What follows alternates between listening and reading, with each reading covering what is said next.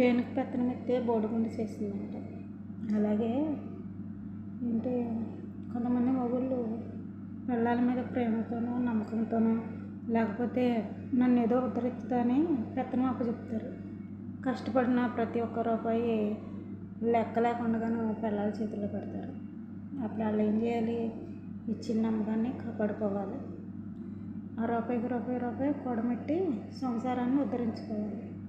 అది మానేసి నా మొగుడు అడుగుతలేదు కదా, తీసుకొచ్చి పడేసేస్తున్నాడు కదా అనేసి తోడముట్టిన వాళ్ళు పుట్టినింటోళ్ళు వాళ్ళు వీళ్ళని మోసుకెళ్ళారనుకో, రేపొద్దున నాశనం అయ్యేది ఎవరో పోయేది ఎవరో?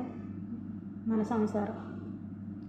తోడముట్టిన వాళ్ళ మీద పుట్టింటోళ్ళ మీద బంధువుల మీద ఎవరికైనా ప్రేమ ఉంటుంది, తప్పు లేదు, సాయం చేయొచ్చు. అది ఎంతవరకు అంటే వాళ్ళ ఆపదలో ఉన్నప్పుడు ఏదో కష్టాల్లో ఉన్నప్పుడు మనకి కలిగి ఉంటే ఏదో ₹1 సాయం చేయొచ్చు, తప్పలేదు. అంతేగాని మొగుడు అడుగుతలేదు కదా అనేసి నువ్వు అదే పనిగా మోసుకెళ్ళి ఎట్టేస్తావు అనుకో, ఈరోజు రూపాయి లేదు, తిన్న వాళ్ళు ఇస్తారా నీకు? ఎవరు కదా? నువ్వు ఎట్టాను అని ధైర్యంగా చెప్పగలవా? చెప్పలేవు. నీ దగ్గర రూపాయి తిన్నామా అని వాళ్ళు నిజాయితీగా ఒప్పుకుంటారా? ఒప్పుకోరు. అది విలువిచ్చిన అంతసేపు కాపాడుకుంటే మంచిది.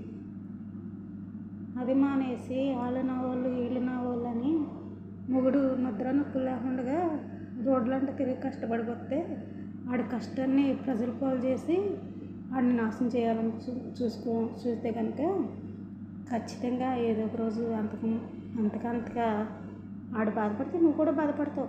ఆడు పస్తులు ఉంటే నువ్వు కూడా పస్తులు ఉంటావు. ఇది తెలుసుకొని సంసారం మంచిగా చేసుకుంటే ప్రతి ఆడవాళ్ళకి మంచిదే. ఇది అందరి కోసం చెప్తలేసినా నాకు తెలిసిన కొంతమంది కోసం చెప్తున్నాను.